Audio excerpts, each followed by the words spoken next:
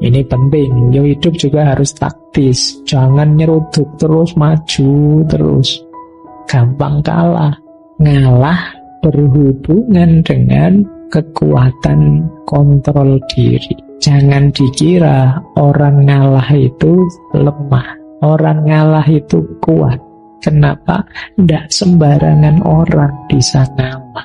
Maka tantangan wani ngalah tadi kelihatannya sederhana. Kalau Pak cuma ngalah saja kan begitu, saya bisa enggak? Ada prasyaratnya. Antara lain apa? Mengaji hening bersama Dr. Fahrudin Faiz. Mari kita simak. Mengalah itu jangan dikira lemah. Justru mengalah itu kadang-kadang strategis, visioner. Mungkin kalian ingat quotes yang atas itu.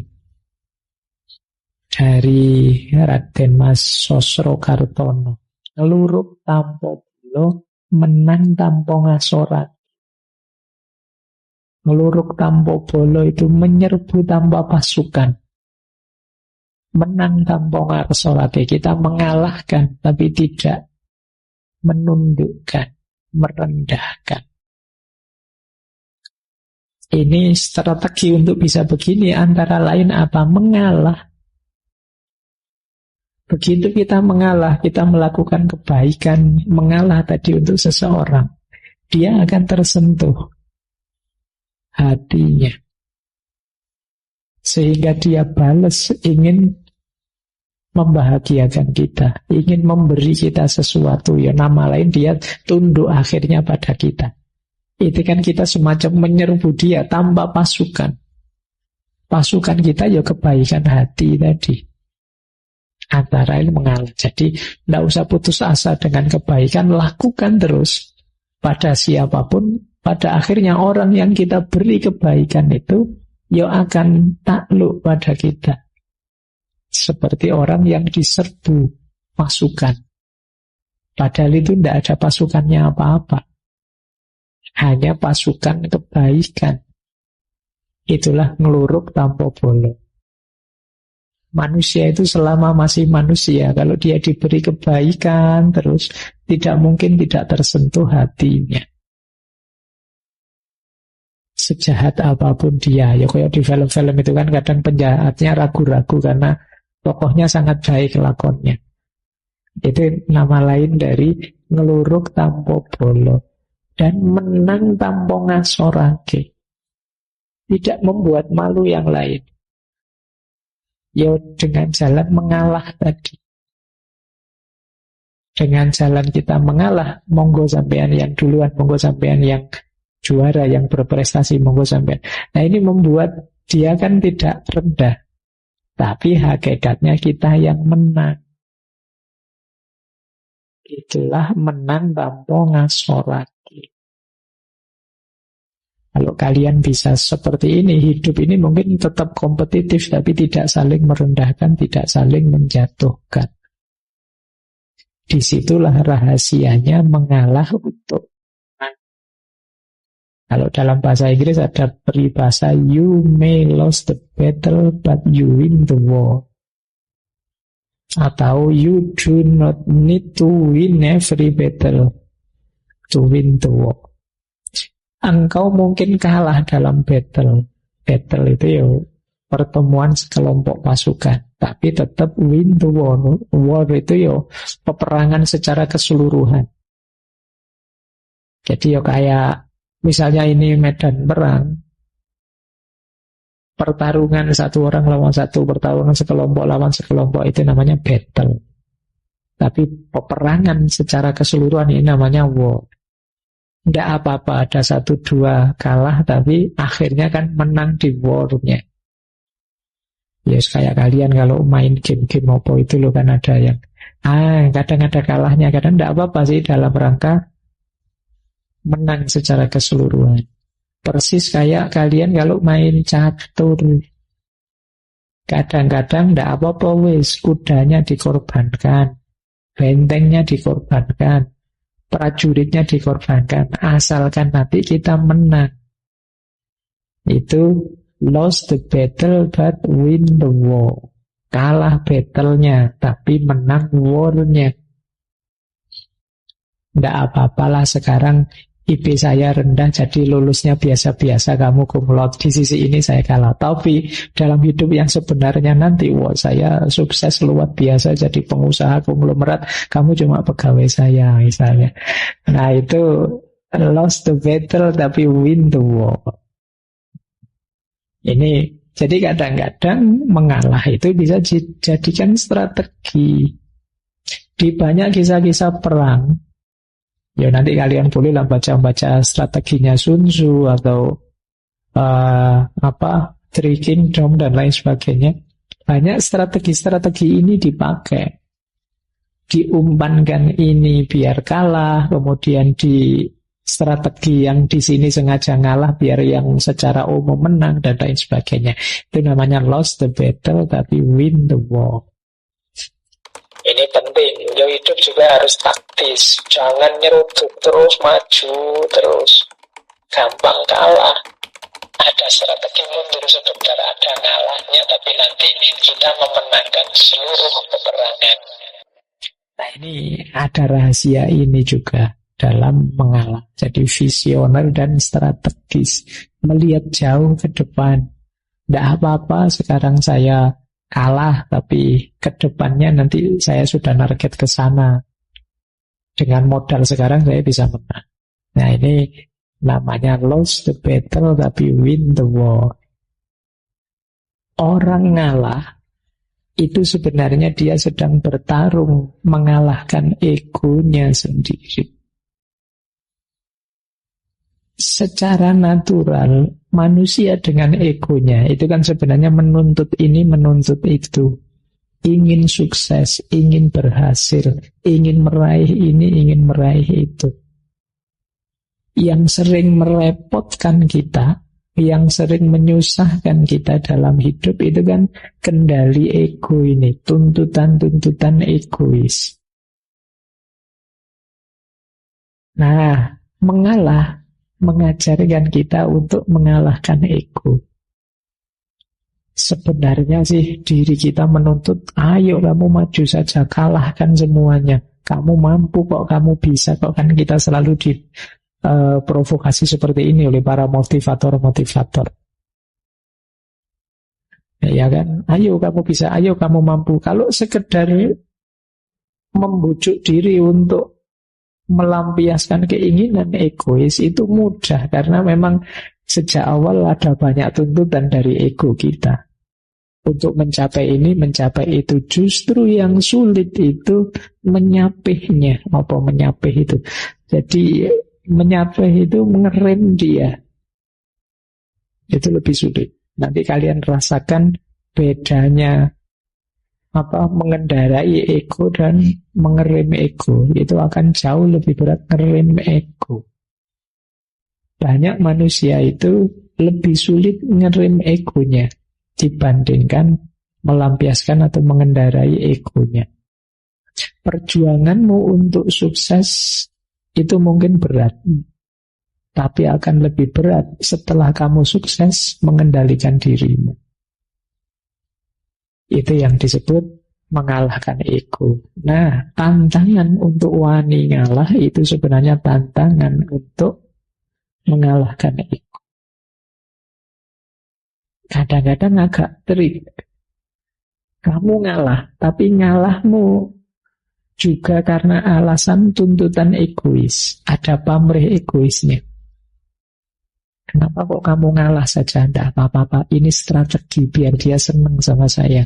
Nah ini ngalahnya belum murni, masih ada tuntutan-tuntutan egois. Kadang-kadang ada orang ngalah terus menyesal. Ngapain saya tadi ngalah? Akhirnya saya malah, nah itu berarti ngalahmu masih ada pamrihnya.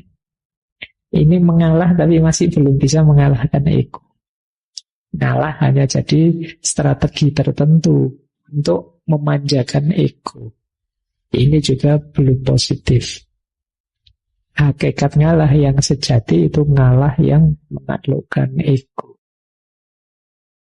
Ego penting. Karena kalau tidak ada ego, tidak ada keinginan hidup, tidak ada gairah, semangat meraih ini itu, hidup kita nanti dingin. Tapi juga harus ngerti batasnya.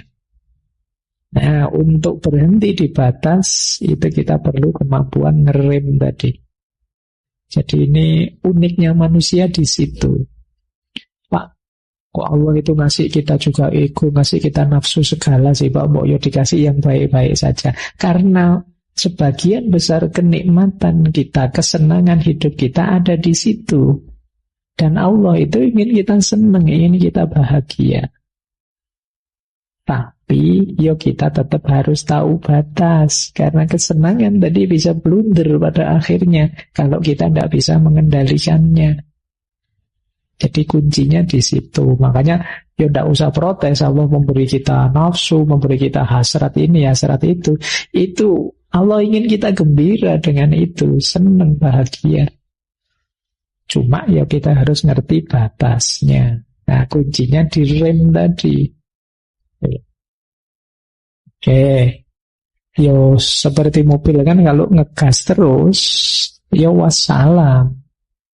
Kamu tidak akan bisa memanfaatkan secara maksimal mobil yang kamu miliki. Agar lengkap, ada gasnya, ada remnya. Begitu digas, kamu gerak, kamu nyaman. Begitu ada bahaya, kamu rem biar tidak nabrak. Mobil di sini gas dok, jungkel kan mesti. Tapi mobil tidak ada gasnya, rem dok, ngapain kamu punya mobil? Di situ pentingnya kamu tadi harmonis, keseimbangan. Nah, jadi ngalah melatih ego kita. Orang itu bisa mengalah kalau dalam dirinya sudah muncul cinta yang tulus pada sesama, pada apapun yang ada di sekelilingnya. Tanpa adanya cinta, mengalah tadi mungkin hanya strategi untuk lagi-lagi memanjakan ego. Seolah-olah sudah saya ngalah, kamu saja yang menang. Tapi di balik itu ada kepentingan lain. Kenapa bisa begitu? Karena tidak didahului dengan karakter cinta. Maka tantangan wani ngalah tadi kelihatannya sederhana. Kalau Pak cuma ngalah saja kan begitu, saya bisa enggak. Ada prasyaratnya. Antara lain apa? Ngalahmu itu harus terbentuk karena ada rasa cinta. Dari cinta itu kan nanti muncul kepedulian, namanya care.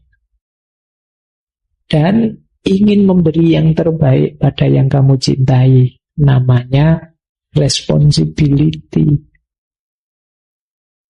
Tanpa adanya cinta mungkin kamu ngalah, tapi ngalahmu biasanya masih ada pamrihnya. Tidak demi dia tapi demi diri. Jadi mengalah itu bisa disebut manifestasi dari cinta yang tulus. Tanpa ada cinta, mengalahmu belum tuntas. Dengan adanya cinta, mengalah itu nanti jadi manifestasi keikhlasanmu, manifestasi pengorbanan atas nama cinta. Baik, ini tidak perlu saya jelaskan lama-lama kalau tentang cinta kalian sudah tinggi wawasannya. Infonya sudah banyak. Saya lanjutkan. Yang penting yang keempat sudah Jadi ternyata ada hakikat cinta di balik mengalah. Orang yang benar-benar jatuh cinta bisa dilihat hidupnya saling mengalah, bukan saling egois. Jadi kalau cinta kok masih saling menuntut, masih menuntut untuk dibahagiakan, dipuaskan, dinyamankan, ini masih negosiasi, masih belum cinta. Aku memberi apa, kamu memberi apa. Tapi kalau sudah cinta yang tulus, isinya tadi saling mengalah. Aku memberi yang terbaik untuk dirimu, kamu memberi yang terbaik untuk diriku. Karena kita sama-sama memberikan yang terbaik, ya kita sama-sama meningkat pesat. Maka orang yang saling mencintai itu kan, kalau ini cintanya tulus, ya kualitas dirinya naik pesat gara-gara cintanya. Yang semula tidak begini sekarang bisa, yang semula biasa-biasa bisa luar biasa ketika orang jatuh cinta. Itu hebatnya energi cinta. Hanya bisa ditandingi oleh energi patah hati. Patah hati juga energinya luar biasa. Ya manfaatkan energi itu ya. Energi itu kan penting. Kalian kalau tanpa energi kan tidak bersemangat apa-apa. Ya siapa tahu ada yang banyak patah hati, nanti kita bisa bikin pembangkit listrik tenaga patah hati. Iya kan, tidak butuh batu bara, tidak butuh. Baik, kita lanjutkan. Ngalah berhubungan dengan kekuatan kontrol diri. Jangan dikira orang ngalah itu lemah. Orang ngalah itu kuat. Kenapa? Tidak sembarangan orang bisa ngalah. Mengalah tidak berarti kalah, tetapi mempersembahkan kemenangan kepada yang lain. Jadi, kalau mau saya bisa menang. Tapi tidak apa-apa, kamu dulu yang menang. Ini kan orang ngalah. Jadi berarti apa? Dia kuat. Jadi ngalah tidak sama dengan kalah. Juga jangan jadi modus, wah ini kelihatannya saya mau kalah, ini tak pura-pura ngalah saja. Enggak. Kalau itu namanya bukan ngalah, ya tetap kalah itu namanya. Orang ngalah itu dia tahu dia bisa menang, tapi dia milih membahagiakan yang lain.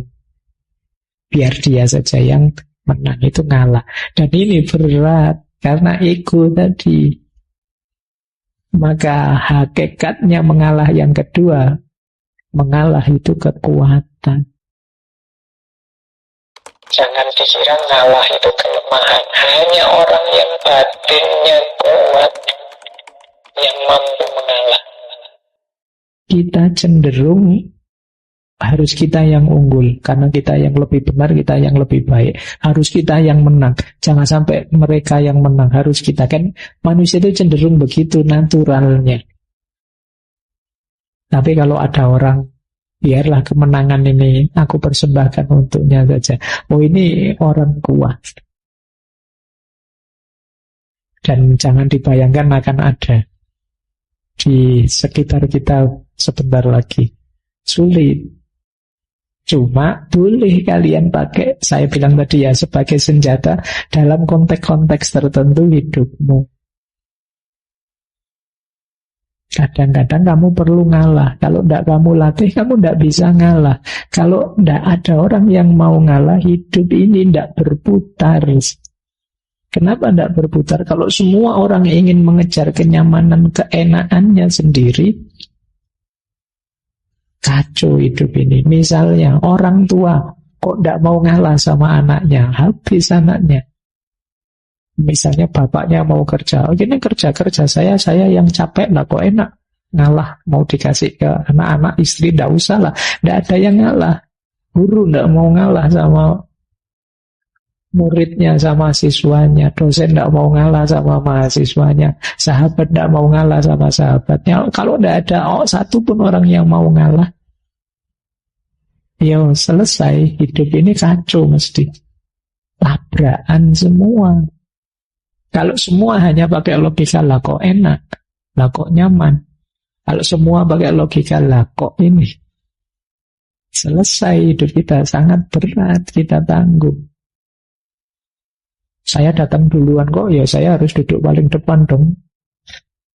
Dan jangan deket-deket, saya butuh tempat untuk saya sendiri 2 meter. Kalau kalian, misalnya, itu tidak mau ngalah. Jadi ayo menguasai diri kita, tunjukkan bahwa kita kuat. Jadi kita sanggup melepas sesuatu yang kita anggap berharga. Nah ini, jadi kalau tadi hubungannya dengan mengalahkan ego, yang kedua dengan kekuatan batin. Hanya orang-orang yang batinnya kuat yang bisa menang. Kenapa sih orang bisa mengalah? Karena jiwanya adalah jiwa yang luas. Hatinya hati yang pemaaf. Orang yang ngalah itu kan kuncinya 3. Dia mengutamakan yang lain, mendahulukan yang lain, dan memaafkan yang lain. Ini kan seorang pengalah. Nah, berarti apa? Selain penuh cinta, orang yang mengalah itu sebenarnya punya karakter pemaaf. Hatinya luas. Dan memaafkan ini penting. Ada cerita mungkin ya teman-teman, pernah saya singgung beberapa kali kemarin waktu Maulid Nabi. Rasulullah itu kan pernah satu ketika ada tetangga beliau, orang Yahudi yang benci sekali sama beliau. Setiap kali Rasulullah berangkat sholat subuh pagi-pagi, selalu diludahi oleh orang ini. Begitu lihat Rasulullah lewat, diludahi, cus pokoknya. Ya, dan Rasulullah ini ya karena jiwanya sangat luas, sangat pemaaf, pengalah. Kalau dalam istilah malam hari ini ya, beliau terima saja itu.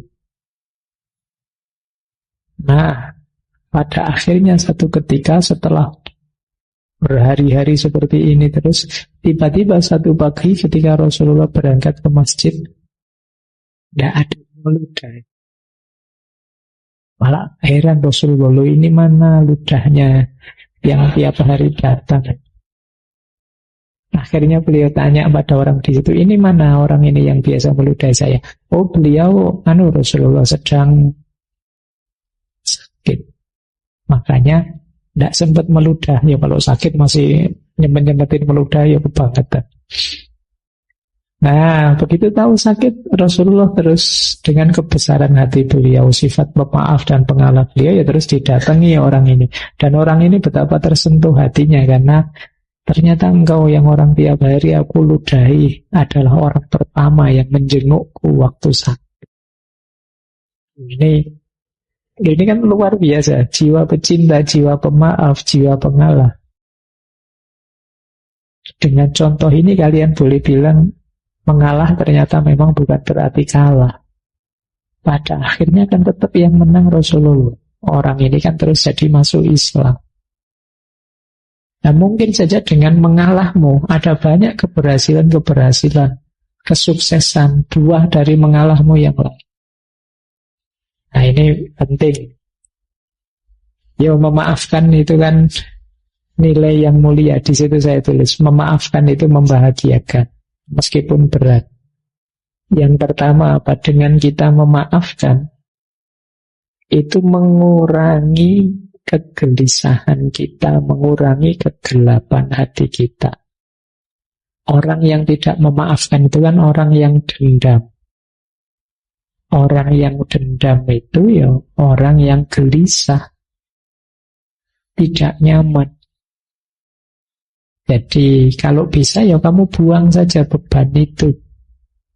Ngapain diam-diam kamu membebani dirimu dengan dosanya orang lain kalau itu dosa. Jadi kurangi dengan cara memaafkan. Kurangi juga dengan cara mengalah tadi. Yo, dengan kita memaafkan kan nanti mengurangi rasa marah, mencegah perilaku tidak terpuji. Kadang-kadang kan kita itu ya, karena saya disakiti, saya harus balas menyakiti. Sama juga begitu loh, saya disakiti, balas-balasan tidak ada akhirnya nantinya. Hidup kita dan waktu kita habis sia-sia hanya untuk balas-balasan. Dan jangan lupa memaafkan juga menumbuhkan kebanggaan diri. Bisa memaafkan itu kan bangga gitu. Ternyata aku ini lumayan, ya tidak mulia-mulia amat, tapi ya lumayan bisa memaafkan. Itu kan kebanggaan diri sudah. Jadi latihan memaafkan ini bagian dari jiwa pengalah tadi. Lanjut. Mengalah bagian dari spiritualisasi kehidupan. Yang duniawi tadi kita ilahikan, kita spiritualkan.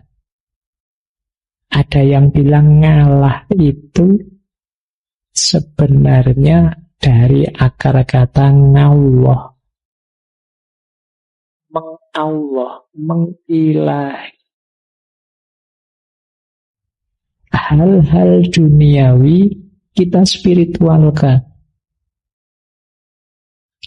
Mengilahi itu begini loh. Kalau kita punya uang, kita pakai untuk senang-senang makan dan lain sebagainya, ya wajar saja itu. Yang duniawi kita pakai untuk dunia. Tapi ketika uang ini kita sedekahkan untuk fakir miskin, anak yatim dan lain sebagainya, berarti uang ini kita spiritualkan. Kita ilahikan.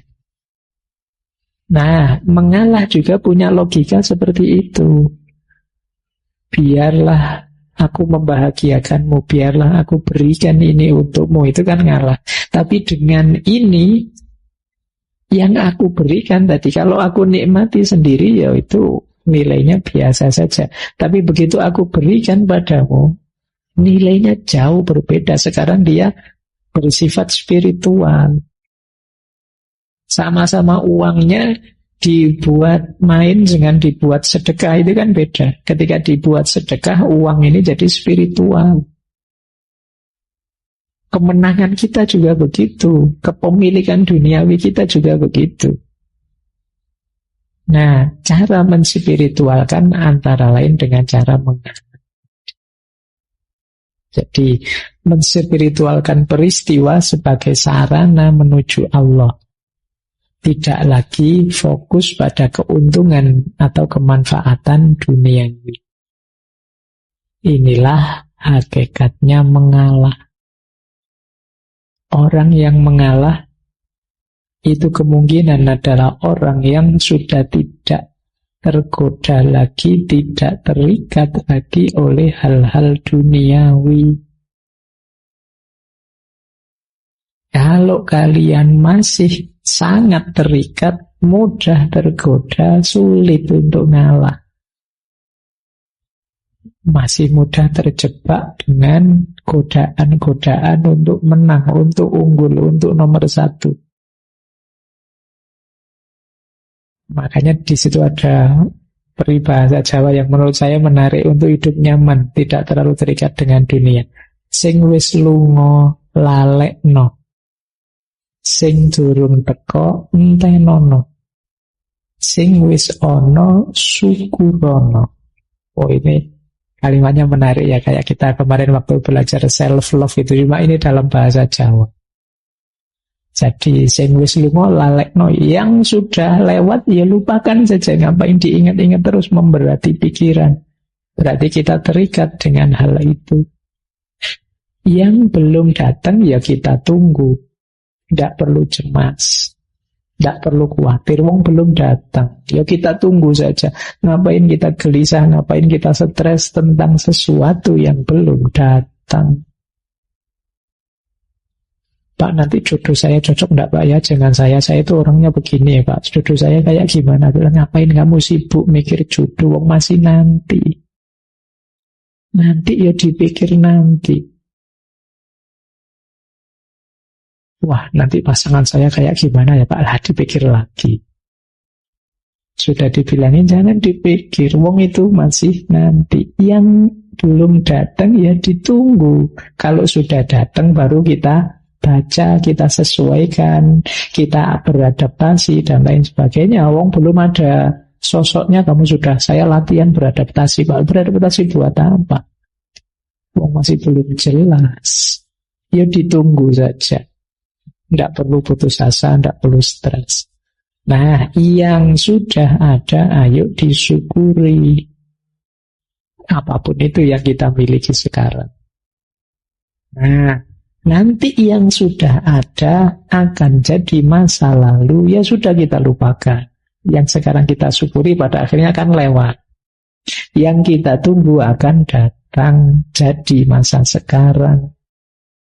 Nah, yang akan datang akan ada lagi. Ini hidup. Bagian dari cokro manggilingan kalau dalam bahasa Jawa.